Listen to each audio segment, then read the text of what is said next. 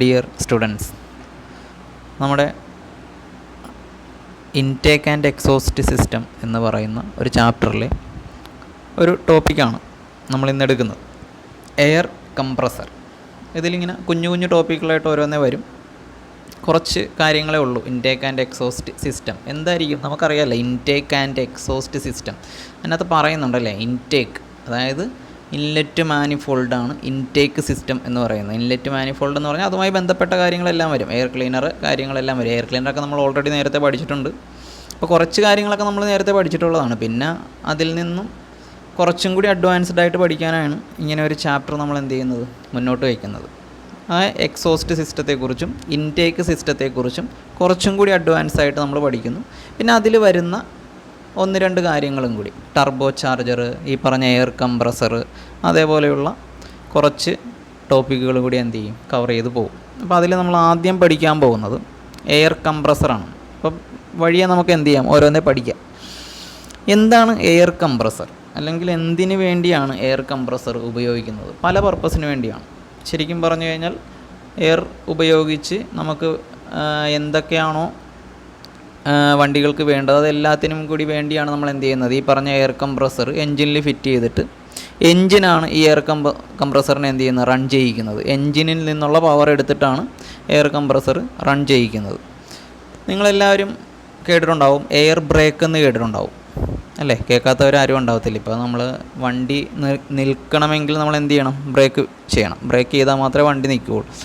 അപ്പോൾ ഇപ്പോൾ ഈ വരുന്ന അഡ്വാൻസ്ഡ് ആയിട്ട് വരുന്ന വണ്ടികളിലെല്ലാം ഹെവി വെഹിക്കിളിൻ്റെ കാര്യമാണ് ഞാൻ പറയുന്നത്. നമ്മുടെ സാധാ ചെറിയ കാറ് പോലെയുള്ള വണ്ടികളല്ല, ബസ്, ലോറി, അതേപോലെ കണ്ടെയ്നർ വണ്ടികൾ, അതേപോലെയുള്ള വണ്ടികൾക്കൊക്കെ നമുക്ക് എയർ ബ്രേക്ക് സിസ്റ്റം എന്നാണ് നിങ്ങൾ കേട്ടിട്ടുണ്ടാവുക. എയർ ബ്രേക്ക് സിസ്റ്റം അല്ലേ? അവിടെ നമുക്ക് ബ്രേക്ക് വർക്ക് ചെയ്യണമെങ്കിൽ, അല്ലെങ്കിൽ ബ്രേക്കിംഗ് സിസ്റ്റം അവിടെ വർക്ക് ചെയ്യുന്നത് ഈ പറഞ്ഞിരിക്കുന്ന കംപ്രസർ എന്ന് പറയുന്ന ഒരു കമ്പോണൻ്റ് അവിടെ ഉള്ളത് കൊണ്ടാണ്, അല്ലെങ്കിൽ എയർ കംപ്രസർ സിസ്റ്റം അവിടെ വർക്ക് ചെയ്യുന്നത് കൊണ്ടാണ് ആ ബ്രേക്ക് എന്ത് ചെയ്യുന്നത്, എഫിഷ്യൻ്റായിട്ട് അവിടെ വർക്ക് ചെയ്യുന്നത്. അപ്പോൾ അതേപോലെ തന്നെ ന്യൂമാറ്റിക് ഡോറ്.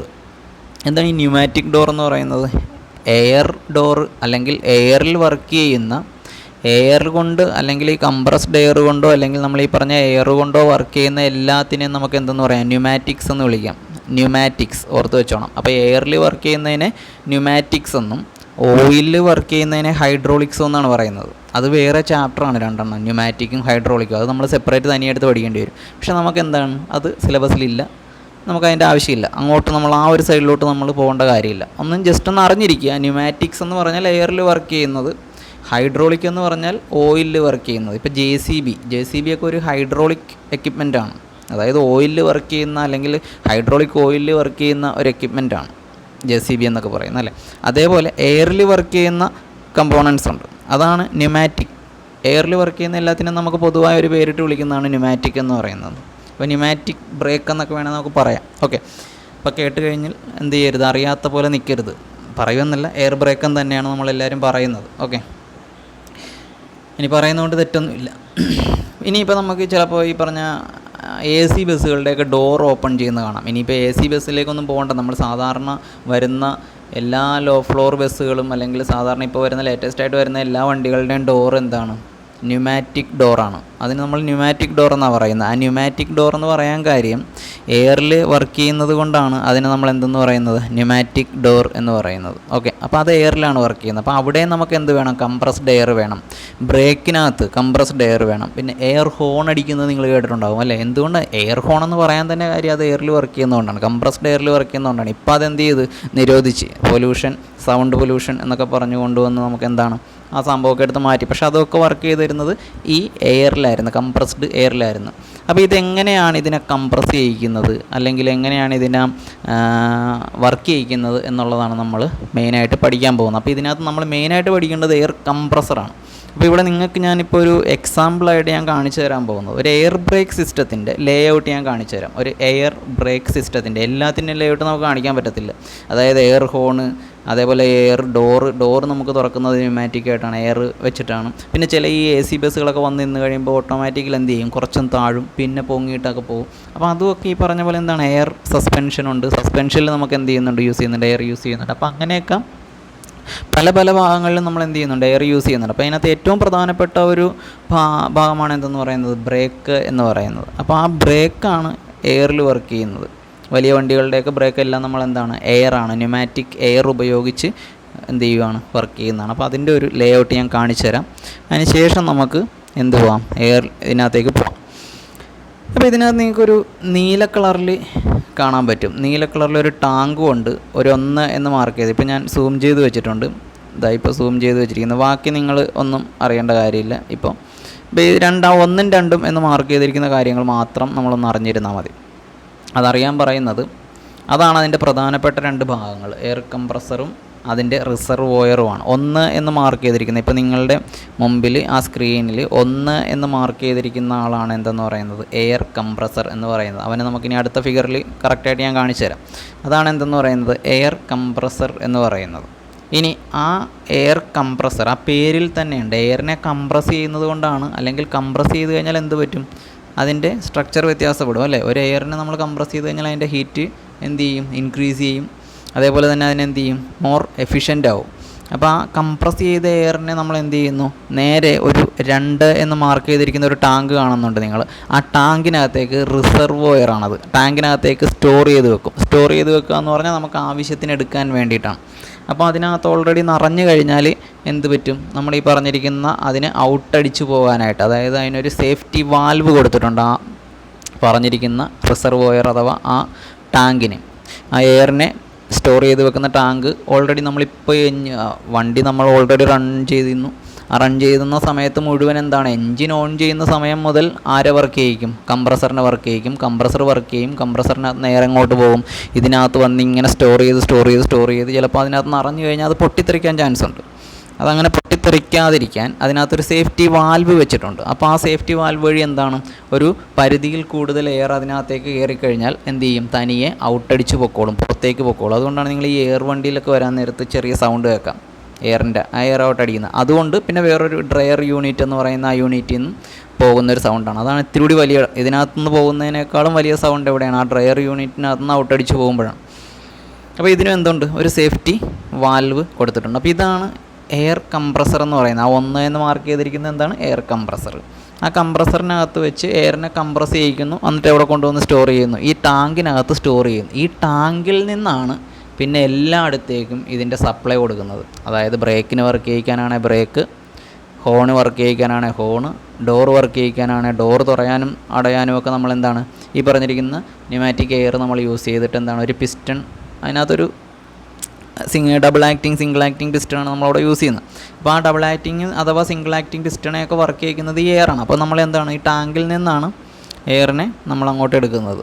ഓക്കെ, ക്ലിയർ ആയില്ലേ? അപ്പോൾ ഇതാണ് സംഭവം എന്ന് പറയുന്നത്. അപ്പോൾ എയർ കംപ്രസർ ആൻഡ് റിസർവോയർ, അതാണ് പ്രധാനപ്പെട്ട ഭാഗങ്ങൾ. പിന്നെ ഓരോ നമ്മൾ പഠിക്കുന്ന ഭാഗങ്ങൾ ഏതാണോ, എയർ ബ്രേക്ക് ആണെങ്കിൽ അതിൻ്റെ 4 വീലുകളിലും വരുന്ന കമ്പോണൻസ് പഠിക്കണം. അതിനകത്ത് അതുമായി ബന്ധപ്പെട്ട കമ്പോണൻസ് എല്ലാം നമ്മൾ പഠിക്കണം.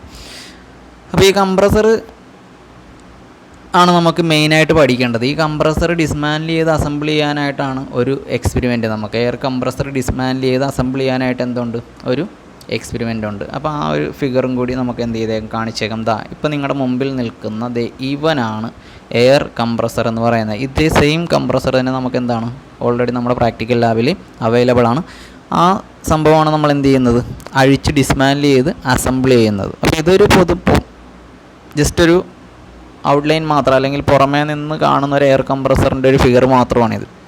ഇത് അഴിച്ചു കഴിഞ്ഞാൽ ഇതിന് ഹെഡുണ്ട്, ഈ പറഞ്ഞിരിക്കുന്ന സിലിണ്ടർ ഉണ്ട്, അതിനകത്തൊരു പിസ്റ്റൺ ഉണ്ട്, കണക്റ്റിംഗ് റോഡുണ്ട്, ക്രാങ്ക് ഷാഫ്റ്റ് ഉണ്ട്, അതിൻ്റെ ഔട്ടർ ബോഡി ഉണ്ട്.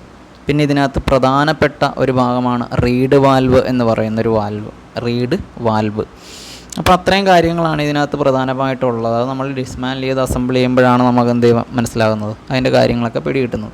ഇനി ഇതിൻ്റെ വർക്കിങ്ങിലേക്കാണ് നമ്മൾ പോകുന്നത്. ഓക്കെ, എയർ കംപ്രസറിൻ്റെ വർക്കിങ്ങിലോട്ട്. എന്താണ് എയർ കംപ്രസർ, അല്ലെങ്കിൽ കംപ്രസർ എങ്ങനെയാണ് വർക്ക് ചെയ്യുന്നത്? ഞാൻ ആദ്യം തന്നെ പറഞ്ഞു, എൻജിനിൽ നിന്നുള്ള പവർ എടുത്തിട്ടാണ് എയർ കംപ്രസർ വർക്ക് ചെയ്യുന്നത്. അപ്പോൾ എൻജിനിൽ നിന്ന് പവർ എങ്ങനെ എടുക്കുന്നത്, എൻജിൻ്റെ ടൈമിംഗ് ഗിയറുമായിട്ട് നമുക്ക് എന്ത് ചെയ്യാൻ പറ്റും, ഈ പറഞ്ഞിരിക്കുന്ന എയർ കംപ്രസറിൻ്റെ ഗിയർ മെഷ് ചെയ്യിക്കും. അപ്പോൾ timing gear means front cover, അതായത് എൻജിൻ്റെ ഫ്രണ്ട് കവറിൽ എന്താണ്, നമുക്ക് ടൈമിംഗ് ഗിയറുകളുണ്ട്. അപ്പോൾ അതിനകത്തൊരു ഗിയറുമായിട്ട് നമ്മൾ എന്ത് ചെയ്യും, ഇവനെ മെഷ് ചെയ്യിക്കും. അതല്ല എങ്കിൽ ഇപ്പോൾ ഗിയർ ഡ്രൈവ് ആണ് കൊടുക്കുന്നതെങ്കിൽ അങ്ങനെ, അതല്ല എങ്കിൽ നമുക്ക് എന്ത് ചെയ്യാം, ബെൽറ്റ് ഡ്രൈവ് കൊടുക്കാം അല്ലേ. ബെൽറ്റ് വഴി എന്ത് ചെയ്യുന്നുണ്ട്, ഡ്രൈവ് എടുക്കുന്നുണ്ട്. അതായത് ക്രാങ്ക് ഷാഫ്റ്റിലൊരു പുള്ളി ഉണ്ടാവും, ഈ പറഞ്ഞിരിക്കുന്ന എയർ കംപ്രസറിനൊരു പുള്ളി ഉണ്ടാവും. ആ രണ്ട് പുള്ളിയും തമ്മിൽ നമ്മൾ എന്ത് ചെയ്യും, ഒരു ബെൽറ്റ് വഴി ബന്ധിപ്പിച്ചിട്ട് എന്ത് ചെയ്യും, ഡ്രൈവ് എടുക്കുന്ന സിസ്റ്റമുണ്ട്. അപ്പോൾ ഇത് എങ്ങനെ വേണമെങ്കിലും നമുക്ക് എന്ത് ചെയ്യാം, ഡ്രൈവ് എടുക്കാം. പക്ഷേ ആരേ കൊടുക്കുകയുള്ളൂ, എൻജിനാണ് ഡ്രൈവ് കൊടുക്കുന്നത്. അതായത് ക്രാങ്ക് ഷാഫ്റ്റിൽ നിന്നുള്ള ഡ്രൈവാണ് എടുത്ത് ആരെ വർക്ക് ചെയ്യിക്കുന്നത്, ഈ പറഞ്ഞിരിക്കുന്ന എയർ കംപ്രസറിനെ വർക്ക് ചെയ്യാനായിട്ട് നമ്മൾ ഉപയോഗിക്കുന്നത്. അപ്പോൾ ഇനി പറയാം എന്താണ് എയർ കംപ്രസർ, അല്ലെങ്കിൽ എയർ കംപ്രസർ വർക്ക് ചെയ്യാൻ നേരത്തെ എന്താണ് സംഭവിക്കുന്നതെന്നുള്ളത്. ഒന്നുമില്ല, ഫസ്റ്റ് തന്നെ നമുക്ക് ഈ പറഞ്ഞിരിക്കുന്ന എയർ കംപ്രസറിൻ്റെ കമ്പോണൻസ് ഞാൻ ഒന്നും കൂടി പറയാം. ഹെഡുണ്ട്, ആ ഹെഡിന് താഴെയായിട്ട്, അതായത് ഹെഡിന് തൊട്ട് താഴെയായിട്ട് ഒരു റീഡ് വാൽവ് എന്ന് പറയുന്നൊരു വാൽവുണ്ട്. അതിന് താഴെയായിട്ടാണ് ഈ ഹെഡും റീഡ് വാൽവ് നമ്മൾ മാറ്റി കഴിയുമ്പോഴാണ് എന്ത് കാണുന്നത്, പിസ്റ്റണും സിലിണ്ടറും കാണുന്നത്. ആ പിസ്റ്റണും സിലിണ്ടറും നമുക്ക് എന്ത് ചെയ്യാം, താഴത്തുനിന്ന് ഊരിയെടുക്കാം. അവിടെ ഒരു കണക്റ്റിംഗ് റോഡും ക്രാങ്ക് ഷാഫ്റ്റും കാണാം. അപ്പോൾ ഇതെല്ലാം ഇതിനകത്തുണ്ട്.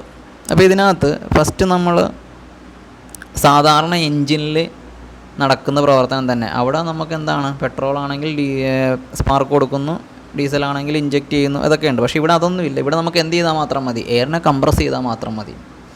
അതായത് എയറിനെ കംപ്രസ് ചെയ്തിട്ട് നമുക്ക് എന്താണ്, ഈ സാധാരണ നമ്മുടെ അറ്റ്മോസ്ഫിയറിക് എയറിനെ നമ്മളെടുത്തിട്ട് എന്ത് ചെയ്യുന്നു, കംപ്രസ് ചെയ്ത് ഒരു ടാങ്കിലേക്ക് സ്റ്റോർ ചെയ്ത് വെക്കണം. അതാണ് ഇവിടുത്തെ പർപ്പസ് എന്ന് പറയുന്നത്. അപ്പോൾ അതിന് വേണ്ടിയിട്ടാണ് ഇതിനകത്തൊരു ചെറിയ പിസ്റ്റൺ കൊടുത്തേക്കുന്നതും കണക്റ്റിംഗ് റോഡും ക്രാങ്ക് ഷാഫ്റ്റും ഒക്കെ എന്ത് ചെയ്തിരിക്കുന്നത്, കറക്റ്റായിട്ട് മേഡ് ചെയ്ത് കണക്ട് ചെയ്ത് വെച്ചേക്കുന്നത്. അപ്പോൾ ഇത് റൊട്ടേറ്റ് ചെയ്ത് കഴിയാൻ നേരത്ത് എന്താ സംഭവിക്കും, ഇത് റൊട്ടേറ്റ് ചെയ്യാൻ നേരത്ത്, അതായത് നമ്മൾ ഈ ഡ്രൈവ് കൊടുക്കാൻ നേരത്ത്, എൻജിൻ ഡ്രൈവ് കൊടുക്കാൻ നേരത്ത് ഇതിനകത്ത് എന്ത് ചെയ്യും, ക്രാങ്ക് ഷാഫ്റ്റ് റൊട്ടേറ്റ് ചെയ്യും. ക്രാങ്ക് ഷാഫ്റ്റ് റൊട്ടേറ്റ് ചെയ്യുമ്പോൾ എന്ത് പറ്റും, കണക്റ്റിംഗ് റോഡ് വഴി പിസ്റ്റൺ എന്താണ് കണക്ട് ചെയ്ത് വെച്ചേക്കുവാണ്. ഈ piston up and down move ചെയ്യും. Piston up and down move ചെയ്യാൻ നേരത്ത് സംഭവിക്കുന്നത് ഇത്രയേ ഉള്ളൂ, ഡൗൺവേഡ് മൂവ്മെൻറ്റും അപ്വേഡ് മൂവ്മെൻറ്റും രണ്ടെണ്ണം ഉണ്ട്. അല്ലെങ്കിൽ അപ്വേഡ് സ്ട്രോക്ക്, ഡൗൺവേഡ് സ്ട്രോക്ക്, എന്ത് വേണേൽ പറയാം. ഈ ഡൗൺവേഡ് സ്ട്രോക്കിൽ ഇനി ശ്രദ്ധിച്ചിരിക്കണം, ഡൗൺവേഡ് സ്ട്രോക്കിൽ ഈ റീഡ് വാൽവിന് രണ്ട് നാക്കുകളുണ്ട്. നാക്കെന്ന് നമുക്കിപ്പോൾ മലയാളത്തിൽ പറയാം, പക്ഷേ അതിനകത്തൊരു ചെറിയൊരു എന്താ പറയുക, ഒരു തിൻ പ്ലേറ്റാണ് കൊടുത്തേക്കുന്നത്. തിൻ പ്ലേറ്റ്, രണ്ട് സൈഡിലുമായിട്ട് ഒരു തിൻ പ്ലേറ്റ് ഉണ്ട്. അതിനകത്ത് ഹോളുകളുമുണ്ട്, ഈ റീഡ് വാൽവിലൊരു ഹോളുകളുമുണ്ട്. അപ്പോൾ ഈ ഹോളുകൾ കറക്റ്റായിട്ട്, അതായത് പിസ്റ്റൺ ബി ഡി സിയിൽ നിന്നും ടി ഡി സിയിലേക്ക് പോകുമ്പോൾ, അതായത് മുകളിൽ നിന്നും താഴത്തേക്ക് വരുമ്പോൾ, ടി ഡി സിയിൽ നിന്നും ബി ഡി സിയിലേക്ക് പോകുമ്പോൾ, അതായത് ടോപ്പ് ഡെഡ് സെൻറ്ററിൽ നിന്നും ബോട്ടം ഡെഡ് സെൻറ്ററിലേക്ക് വരാൻ നേരത്ത് ഡൗൺവേഡ് സ്ട്രോക്കിൽ ഈ റീഡ് വാൽവ് ഓട്ടോമാറ്റിക് ഓപ്പൺ ആവുകയും ആ ഇൻലെറ്റ് വാൽവ് വഴി എയർ എന്ത് ചെയ്യും, ഈ പറഞ്ഞിരിക്കുന്ന സിലിണ്ടറിനകത്തേക്ക് വരികയും ചെയ്യും. അങ്ങനെ വരുന്ന എയറിനെ അടുത്ത സ്ട്രോക്കിൽ, അതായത് അപ്വേഡ് സ്ട്രോക്കിൽ, മുകളിലേക്കുള്ള സ്ട്രോക്കിൽ ബി ഡി സിയിൽ നിന്നും പിസ്റ്റൺ ടി ഡി സിയിലേക്ക് സഞ്ചരിക്കുന്ന സമയത്ത് കംപ്രസ് ചെയ്യുകയും ചെയ്യുന്നു. അങ്ങനെ കംപ്രസ് ചെയ്ത് കംപ്രഷൻ്റെ എൻഡിൽ നേരെ എന്ത് ചെയ്യും, ഡെലിവറി വാൽവ് ഓപ്പൺ ചെയ്ത്, അതായത് ഡെലിവറി വാൽവ് എന്ന് പറഞ്ഞാൽ പുറത്തേക്ക് കൊടുക്കുന്ന വാൽവ്, ആ ഡെലിവറി വാൽവ് ഓപ്പൺ ചെയ്ത്, ആ ഡെലിവറി വാൽവ് ഓപ്പൺ ആകുന്ന സമയം ഡെലിവറി വാൽവിനെ ഓപ്പൺ ആക്കുന്നത് ഈ റീഡ് വാൽവിൽ തന്നെയുള്ള ഞാൻ ആ പറഞ്ഞ തിൻ പ്ലേറ്റ് ഉണ്ട്, ആ പ്ലേറ്റാണ് എന്ത് ചെയ്യുന്നത്, ഓപ്പണായി എന്ത് ചെയ്യുന്നത്, ഓൾറെഡി ഈ ഡെലിവറി വാൽവ് വഴി കംപ്രസ് ചെയ്ത എയർ നേരെ അങ്ങോട്ട് പോകുന്നത് സ്റ്റോറേജ് ചെയ്യാനായിട്ട് നമ്മുടെ എയർ ടാങ്കിലേക്ക് പോകുന്നത്. കുറച്ച് മുമ്പ് നമ്മൾ കാണിച്ചു തന്ന ആ എയർ ടാങ്കിലേക്ക് എന്ത് ചെയ്യും, ഈ പറഞ്ഞിരിക്കുന്ന കംപ്രസ് ചെയ്ത എയറിനെ നമ്മൾ എന്ത് ചെയ്യും, സ്റ്റോർ ചെയ്യും. ഇതിങ്ങനെ സൈക്കിളായിട്ട് റിപ്പീറ്റ് ഇങ്ങനെ നടന്നുകൊണ്ടിരിക്കും. അതാണ് ഞാൻ പറഞ്ഞ കുഞ്ഞു കുഞ്ഞു ടോപ്പിക്കുകളാണ്, ഇതൊക്കെ വളരെ എളുപ്പമാണ്. പക്ഷേ ഇത് ഡിസ്മാൻഡിൽ ചെയ്ത് അസംബിൾ ചെയ്യുമ്പോഴാണ് നമുക്ക് എന്ത് ചെയ്യുന്നത്, പാടുപെടുന്നത്. ഇത് പഠിക്കാൻ എളുപ്പമാണ്, പഠിക്കാനായിട്ടൊന്നുമില്ല. കാരണം ഒരു എൻജിൻ അറിയാവുന്ന ഒരു കുട്ടിയെ സംബന്ധിച്ചിടത്തോളം എയർ കംപ്രസർ എന്താണെന്ന് ചോദിച്ചാൽ അവന് സിമ്പിളായിട്ട് പറയാൻ പറ്റും. കാരണം എന്താണ്, ഓൾറെഡി പിസ്റ്റൺ, ചെറിയൊരു പിസ്റ്റൺ അതിനകത്തുണ്ട്, കണക്റ്റിംഗ് റോഡുണ്ട്, ക്രാങ്ക് ഷാഫ്റ്റ് ഉണ്ട്. ക്രാങ്ക് ഷാഫ്റ്റ് റൊട്ടേറ്റ് ചെയ്യുമ്പോൾ എന്താണ്, piston up and down move ചെയ്യും. ഈ അപ്പ് ആൻഡ് ഡൗൺ മൂവ് ചെയ്യുമ്പോൾ ഈ പറഞ്ഞ ഹെഡിനും സിലിണ്ടറിനും ഇടയിലായിട്ട് ഒരാൾ മാത്രമേ ഉള്ളൂ, റീഡ് വാൽവ് എന്ന് പറയുന്ന ഒരു മെയിൻ കമ്പോണൻ്റ് ഉണ്ടെന്ന് മാത്രമേ ഉള്ളൂ. ആ റീഡ് വാൽവാണ് എന്ത് ചെയ്യുന്നത്, ഈ പറഞ്ഞ് അകത്തേക്ക് എയർ കയറുന്നതും കംപ്രസ് ചെയ്ത എയർ വെളിയിലോട്ട് പോകുന്നതും കൺട്രോൾ ചെയ്യുന്നത്. അകത്തേക്ക് എയർ കയറുന്നതും കംപ്രസ് ചെയ്തതിന് ശേഷം എയർ വെളിയിലോട്ട് പോകുന്നതും കൺട്രോൾ ചെയ്യുന്ന ആളാണ് ആരെന്ന് പറയുന്നത്, റീഡ് വാൽവ് എന്ന് പറയുന്നത്. അപ്പോൾ ആ റീഡ് വാൽവ് മാത്രമാണ് ഇതിനകത്ത് പ്രത്യേകമായിട്ടുള്ളത്, വേറെ ഒന്നുമില്ല എയർ കംപ്രസറിനകത്ത്. അപ്പോൾ ആ എയർ കംപ്രസർ ഡിസ്മാൻഡിൽ ചെയ്ത് അത് അസംബിൾ ചെയ്യുക എന്ന് പറഞ്ഞാൽ കുറച്ച് ബുദ്ധിമുട്ടാണ്. പക്ഷേ അത് പഠിക്കാൻ, തിയറി പഠിക്കാൻ എളുപ്പമാണ്. ഓക്കെ, എല്ലാവർക്കും. അപ്പോൾ അതാണ് നമ്മളുടെ എന്തെന്ന് പറയുന്നത് ഈ എയർ കംപ്രസർ എന്ന് പറയുന്നത്. അതിനുശേഷം ഈ കംപ്രസർ എയറിനെ കംപ്രസ് ചെയ്ത് സ്റ്റോർ ചെയ്ത് വെച്ച ആ എയറാണ് നമ്മൾ എന്ത് ചെയ്യുന്നത്, എയർ ബ്രേക്കിന് എടുക്കുന്നത്, എയർ ഹോണിന് എടുക്കുന്നത്, എയർ ഡോർ എന്തോ ആയിക്കോട്ടെ, പർപ്പസ് എന്തോ ആയിക്കോട്ടെ, അതെല്ലാത്തിനും നമ്മൾ എടുക്കുന്നത് ആരാണ്, ഈ പറഞ്ഞ സ്റ്റോർ ചെയ്ത് വെച്ചിരിക്കുന്ന എയറിനെയാണ് നമ്മൾ എന്ത് ചെയ്യുന്നത്, നേരെ അതിനകത്തേക്ക് എടുക്കുന്നത്. അപ്പോൾ ഇതാണ് എയർ കംപ്രസർ എന്ന് പറയുന്നത്. ഓക്കെ ആണല്ലോ. അപ്പോൾ ഇതൊരു പുതിയ നമ്മുടെ ഇൻടേക്ക് ആൻഡ് എക്സോസ്റ്റ് സിസ്റ്റത്തിൽ വരുന്ന ഒരു ടോപ്പിക്കാണ് എയർ കംപ്രസർ എന്ന് പറയുന്നത്. അതേപോലെ ടർബോ ചാർജർ, ഇൻ്റർകൂളർ, അതേപോലുള്ള സാധനങ്ങളൊക്കെ പുറകെ വരും. ഇതെല്ലാം നമ്മൾ പഠിക്കണം.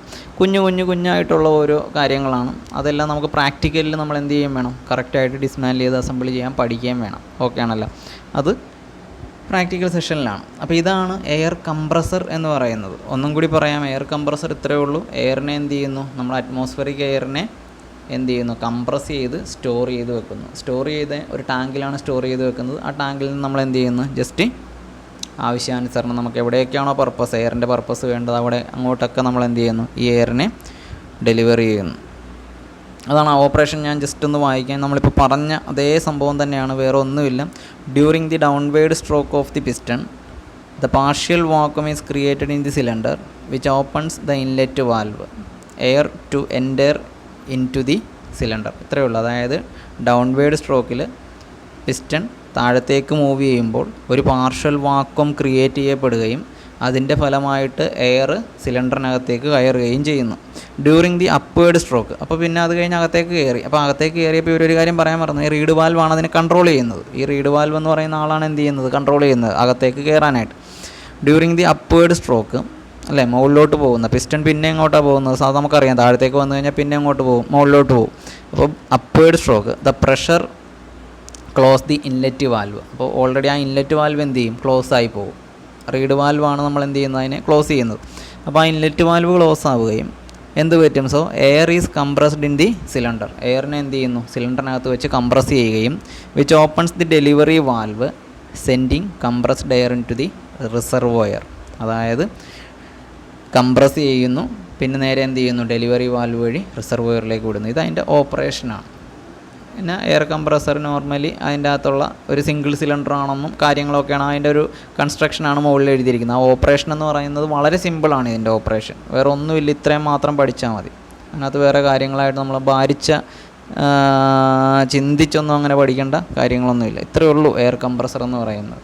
ഓക്കെ, അപ്പോൾ ഇത് നന്നായിട്ട് പഠിക്കുക. ഇതിനുള്ള നോട്ട് നമുക്ക് എന്ത് ചെയ്യും, കറക്റ്റായിട്ട് വൈകിട്ടിടുന്നതായിരിക്കും. ഇപ്പോൾ കംപ്രസർ കറക്റ്റായിട്ട് എല്ലാവരും മനസ്സിലാക്കിയതിന് ശേഷം എന്ത് ചെയ്യുക, അത് റെക്കോർഡിലേക്ക് എഴുതുക, അതിൻ്റെ ഫിഗർ വരയ്ക്കുക. Okay, thank you.